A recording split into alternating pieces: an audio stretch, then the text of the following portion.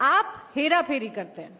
आप पर आरोप ये लगाया जाता है कि आप असली को नकली और नकली को असली बताने में माहिर हैं।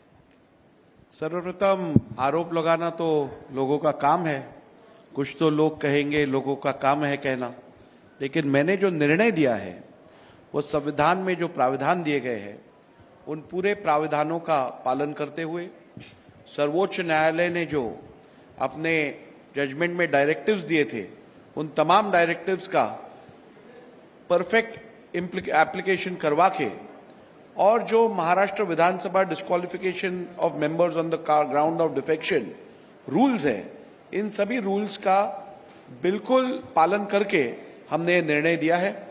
मैंने इसके पहले भी कहा है, आरोप लगाना बहुत ही आसान है, लेकिन उन आरोपों को कुछ बुनियाद बताना, उसमें ठोस बताना कि क्या गलत है, आज तक किसी भी राजनीतिक नेता या कार्यकर्ता या किसी भी इंस्टीट्यूशन ने ये नहीं कहा है कि राहुल नार्वेकर ने दिए हुए निर्णय में ये चीज गलत है या ये चीज सही नहीं है। केवल ब्लैंकेट आरोप किए जा रहे हैं, लेकिन मैंने जो निर्णय दिया है वो अपने न्याय बुद्धि को कायम रखते हुए और जो सब रूल्स एंड रेगुलेशंस इस विषय में है, जो लॉज इस विषय में है, उनका पालन करके हमने निर्णय दिया है।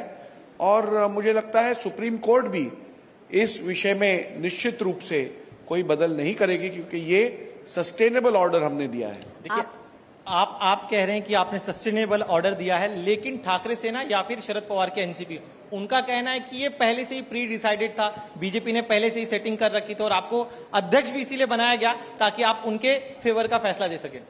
मुझे अध्यक्ष बीजेपी ने नहीं बनाया है या कांग्रेस ने नहीं बनाया है, शिवसेना ने नहीं बनाया, मुझे अध्यक्ष महाराष्ट्र विधानसभा ने बनाया, मेजोरिटी उनके पास। और महाराष्ट्र विधानसभा में 288 मेंबर्स हैं। जब मैं स्पीकर के रूप में काम करता हूं तब मैं 288 विधायकों का प्रतिनिधित्व करता हूं, मैं उनका नेता हूं, मैं अध्यक्ष उन सभी का हूं, और इसीलिए मुझे लगता है अध्यक्ष पे इस प्रकार के आरोप लगाना कहीं ना कहीं हमारे संविधान और हमारे लोकशाही को कंडेम करने के बराबर है। और मैं ऐसी चीजें महाराष्ट्र में जो वरिष्ठ नेता है उनसे तो एक्सपेक्ट नहीं करता। ये सब वरिष्ठ नेता है, इनका अनुभव बहुत तगड़ा रहा है, और इसलिए मैं समझता हूं ऐसी चीजों का ज्यादा ध्यान देना भी जरूरी नहीं है। अब देखिए, विधानसभा अध्यक्ष की अगर मैं बात कर लूं राहुल जी, तो विधानसभा अध्यक्ष को अमूमन उनके अनुभव के आधार पर चुना जाता है, और जब राहुल जी का नाम सामने आया और अब जब आप स्पीकर बने तो आपके विरोधियों ने कहा कि ये तो इस वजह से बनाए गए हैं कम उम्र में क्योंकि 3 पार्टियों में रहने का अनुभव है राहुल जी के पास। देखिए, मुझे स्पीकर क्यों बनाया गया ये तो विधानसभा सदस्य ही बता सकते हैं, क्योंकि आप जानते हैं कि विधानसभा अध्यक्ष ये निष्पक्ष रहता है। मेरी कुछ तो क्वालिफिकेशन क्राइटेरियाज रहेंगे जिसके ऊपर विधानसभा सदस्य प्रभावित हुए होंगे और उन्होंने मेरा चयन किया होगा।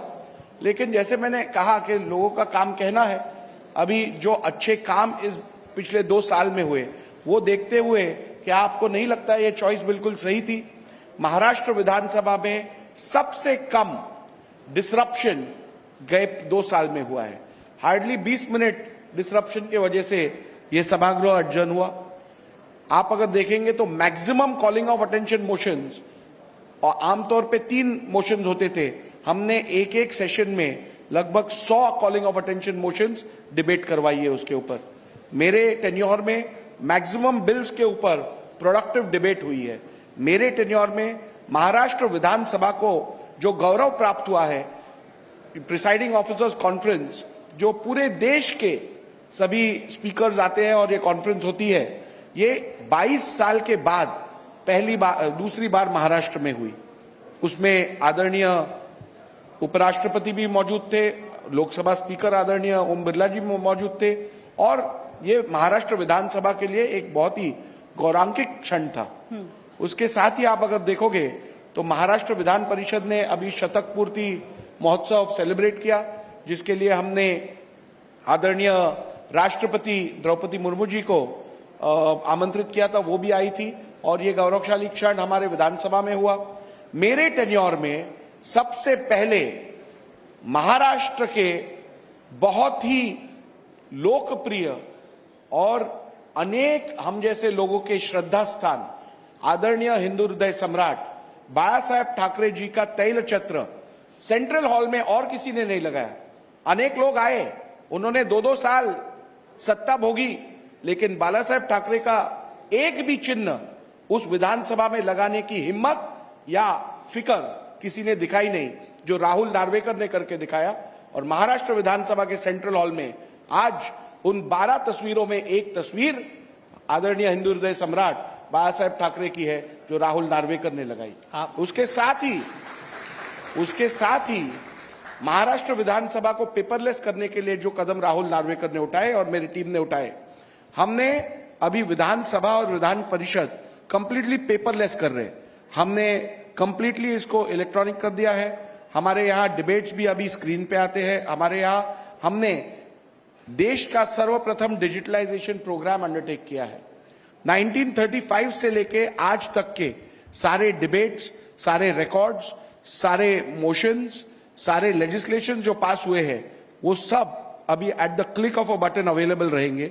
वो सब आज कॉमन आदमी भी घर बैठे बैठे एक्सेस कर पाएगा। ये काम सब जो राहुल नार्वेकर ने अपने 2 साल के टेन्योर में किए, उसके बारे में तो चर्चा होते हुए कहीं दिखती नहीं है।